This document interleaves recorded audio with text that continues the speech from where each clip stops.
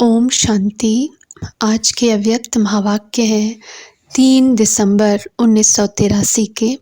मुरली का टाइटल है संगम युगी ब्राह्मण चतुर सुजान सौदागर रत्नागर। रत्नागर बाप दादा अपने चतुर सुजान बच्चों के प्रति बोले, आज रत्नागर बाप अपने सौदागर बच्चों को देख रहे हैं। सौदा सभी बच्चों ने किया है। किससे सौदा किया और किन्होंने किया है? दुनिया के हिसाब से तो बहुत भोले बच्चे हैं, लेकिन भोले बच्चों ने चतुर सुजान बाप को जाना तो भोले व चतुर हुए। दुनिया वाले जो अपने को अनेक बातों में चतुर समझते हैं, उसके अंतर में आप सबको भोले समझते हैं, लेकिन आप सब उनको भोले कहते हो, क्योंकि चतुर सुजान बाप को जानने की समझ चतुराई उन्हों में नहीं है। आप लोगों ने मूल को जान लिया और वह विस्तार में जा रहे हैं। आप सब ने एक में पदम पा लिया और वह अरब खरब गिनते ही रह गए।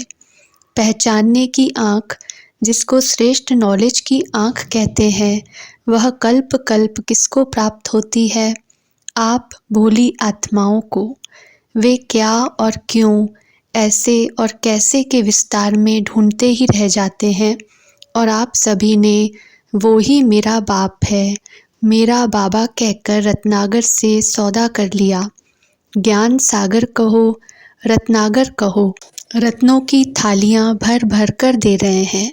उन रत्नों से खेलते हो, रत्नों से पलते हो, रत्नों में झूलते हो। रत्न ही रत्न है, हिसाब कर सकते हो।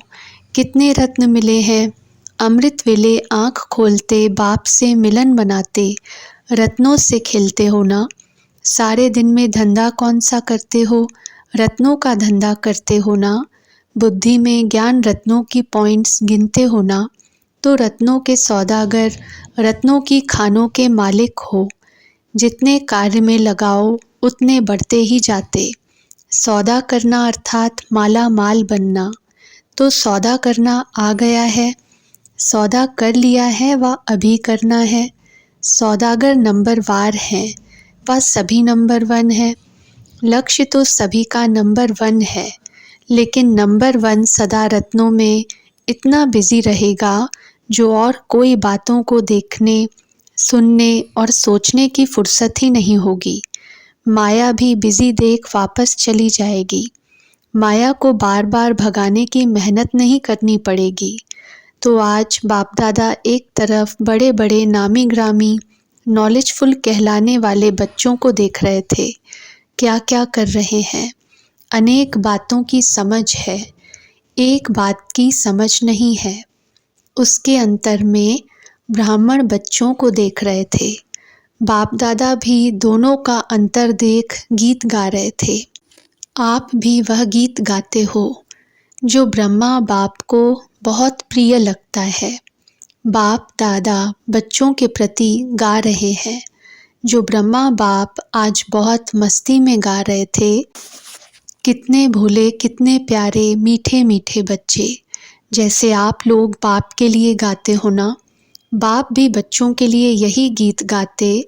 ऐसे ही इसी स्मृति स्वरूप में किसके प्यारे हैं, किसके मीठे हैं, कौन बच्चों का गीत गाता है। यह स्मृति सदा निर्माण बनाए स्व अभिमान के नशे में स्थित कर देती है। इसी नशे में कोई नुकसान नहीं, इतना नशा रहता है। आधा कल्प आपने भगवान के गीत गाए और अब भगवान गीत गा रहे हैं। दोनों तरफ के बच्चों को देख रहम और स्नेह दोनों आ रहे थे। ब्रह्मा बाप को आज भारत के और विदेश के अनजान बच्चे विशेष याद आ रहे थे। दुनिया वाले तो उन्हों को वीआईपी कहते हैं, लेकिन बाप उन बच्चों को वीआईपी अर्थात वेरी इनोसेंट पर्सन इस रूप में देख रहे थे। आप सेंट हो, वे इनोसेंट हैं, लेकिन अभी उन्हों को भी अंजलि दो। अंजलि देने आती है। आपके लाइन में उन्हों का नंबर अभी पीछे है व आगे है, क्या समझते हो? फिर बाप दादा ने साइलेंस की ड्रिल करवाई। ऐसे विशेष साइलेंस की शक्ति उन आत्माओं को दो। अभी संकल्प उठता है कि कोई सहारा, कोई नया रास्ता मिलना चाहिए। अभी चाह उत्पन्न हो रही है। अब राह दिखाना आप सबका कार्य है। एकता और दृढ़ता, यह दो साधन हैं राह दिखाने के। संगठन की शुभ भावना ऐसी आत्माओं को भावना का फल दिलाने के निमित्त बनेगी। सर्व का शुभ संकल्प उन आत्माओं में भी शुभ कार्य करने के संकल्प को उत्पन्न करेगा। इसी विधि को अभी से अपनाओ। फिर भी बड़ा कार्य सफल तब होता है जब सबके शुभ संकल्पों की आहुति पड़ती है। समझा? बाप दादा तो यही सभी के प्रति कहते हैं कि कोई बच्चा वंचित न रह जाए। आप सभी तो माला माल हो गए ना। अच्छा, ऐसे श्रेष्ठ सौदा करने वाले श्रेष्ठ सौदागर, सदा रत्नों से पलने और खेलने वाले मास्टर रत्नागर, बाप के अति स्नेही सदा सहयोगी, सिकी लधे पहचानने के नेत्रधारी, सदा सेवाधारी, सदा मेरा बाबा के गीत गाने वाले विशेष आत्माओं को बाप दादा का याद, प्यार और नमस्ते। पार्टियों से मुलाकात। मद्रास निवासियों प्रति सभी उमंग उत्साह में हो ना। सभी के मन में एक ही उमंग उत्साह है ना कि बाप को कैसे प्रत्यक्ष करें। अभी तो स्टेज भी तैयार कर रहे हो ना। स्टेज तैयार कर रहे हो प्रत्यक्षता का झंडा लहराने के लिए। स्थूल झंडा और भी लहराते हैं। आप सभी कौन सा झंडा लहराएंगे? कपड़े वाला झंडा लहराएंगे? क्या करेंगे? वह तो हुआ निमित्त मात्र, लेकिन असली झंडा कौन सा लहराएंगे? बाप को प्रत्यक्ष करने का। बाप आए हैं यह आवाज़ फैलाने का झंडा लहराएंगे। इसकी तैयारी कर रहे हो ना। सभी आत्माएं जो वंचित हैं उन्हों को रोशनी मिल जाए, रास्ता मिल जाए। यही पुरुषार्थ सभी कर रहे हैं और आगे भी करना है। अभी से यह लहर फैलाएंगे, तब उस समय चारों ओर यह लहर फैला सकेंगे। ऐसी तैयारी की है ना। सदा यह सोचो, जो अब तक कहाँ नहीं हुआ है वह हम करके दिखाएंगे। नया कुछ करना है। नई बात यही है जो सर्व आत्माओं को परिचय मिले और वह समझें, वर्णन करें, अनुभव करें कि बाप आ गए। अच्छा, प्रश्न, सबसे बड़ा खजाना कौन सा है जिससे ही ज्ञान और योग की परख होती है? उत्तर, सबसे बड़ा खजाना है खुशी। चाहे कितना भी ज्ञान हो, योग हो, लेकिन खुशी की प्राप्ति नहीं तो ज्ञान ठीक नहीं। कोई भी परिस्थिति आ जाए, खुशी गायब नहीं हो सकती। अविनाशी बाप का अविनाशी खजाना मिला है, इसलिए खुशी कभी गायब नहीं हो सकती।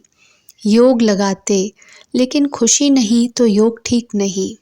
आपकी खुशी देख दूसरे आपसे पूछें कि आपको क्या मिला है। यही ज्ञान और योग की प्रत्यक्षता का साधन है।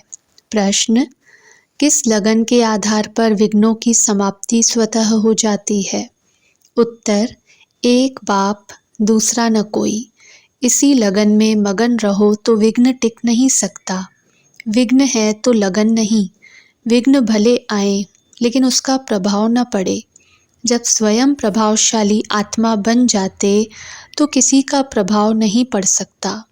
जैसे सूर्य को कोई कितना भी छिपाए तो छिप नहीं सकता, सदा चमकता रहता है। ऐसे ही प्रभावशाली आत्माओं को कोई भी प्रभाव अपने तरफ खींच नहीं सकता। तो सदा एक बाप दूसरा न कोई, इसी लगन में मगन रहने वाले यही विशेष संगम युग का अनुभव है। तीसरा प्रश्न, सदा अपने को श्रेष्ठ पाठधारी आत्माएं हैं ऐसा अनुभव करते हो? उत्तर, श्रेष्ठ ते श्रेष्ठ कौन? बाप। और बाप के साथ पाठ बजाने वाले क्या हुए? विशेष पाठधारी। ऊंचे ते ऊंचे बाप के साथ पाठ बजाने वाली श्रेष्ठ आत्माएं हैं। यही सदा याद रहे। कोई कितना भी कई जन्म पुरुषार्थ करे, लेकिन आप जैसा ऊंच पाठधारी नहीं बन सकता। महात्मा बन सकते, धर्म पिता बन सकते।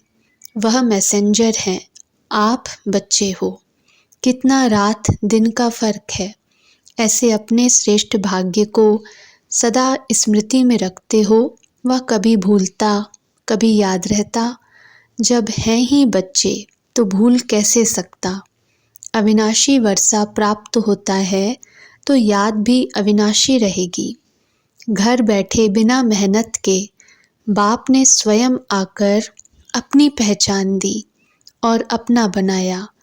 आप लोग तो भटकते रहे, परिचय ही नहीं था, यथार्थ रूप का मालूम ही नहीं था।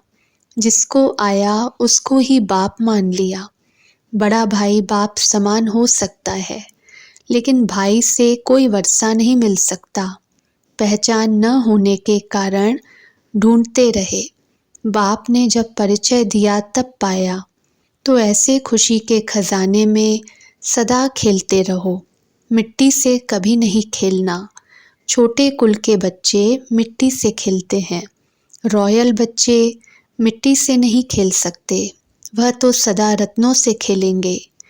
अच्छा, ओम शांति।